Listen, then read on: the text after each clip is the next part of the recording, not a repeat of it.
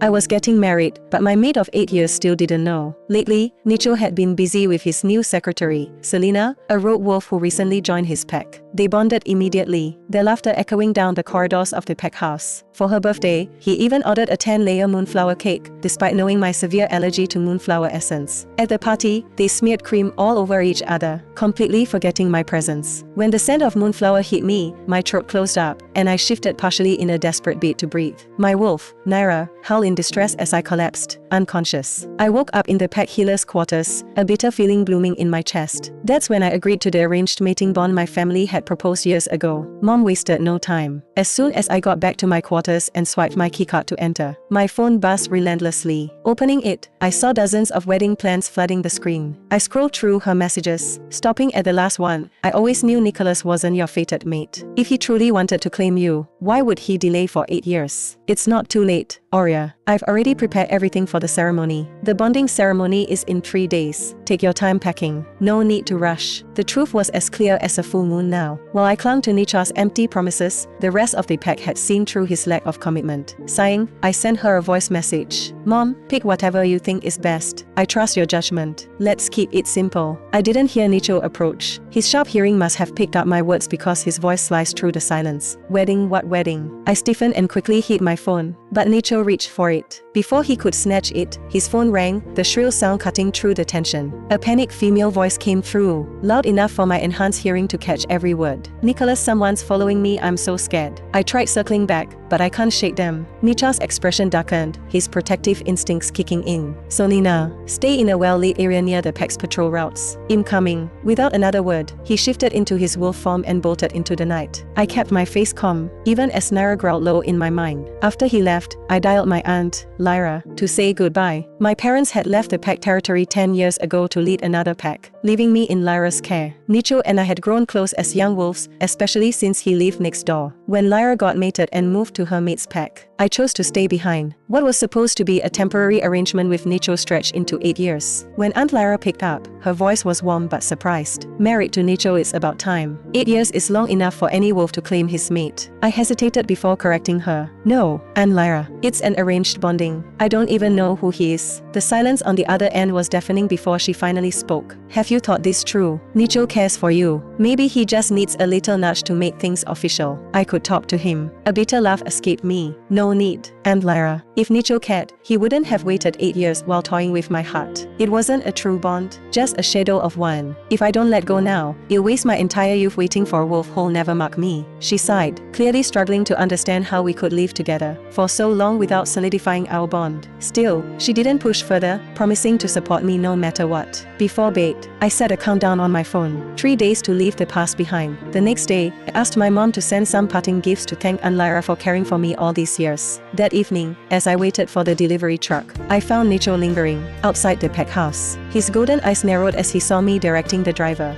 What's all this? Just some farewell gifts for Aunt Lyra, I said, keeping my tone neutral. Farewell. His voice dropped, the faint growl in his tone betraying his unease. I gave him a soft smile. You'll be leaving the pack soon. His wolf flickered briefly in his gaze, but he didn't press further. Perhaps he thought I was bluffing. Just then, Selena's scent wafted in on the evening breeze. She trotted toward us in wolf form, shifting mid-step. Her arms immediately wrapped around Nicho's, her large green eyes wide with mock innocence. Alpha and Nicho, thank you for coming last night.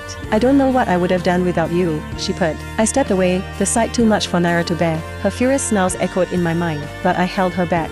We're better than this, I whispered to her, turning to leave. As I walked away, I heard Selena giggle. She's always so quiet, isn't she? Almost like a ghost. Nicho's response was muffled, but I didn't care anymore. He had helped her get her wolf and she didn't have to go through bullying like other rogues do because of their inability to connect to their wolf.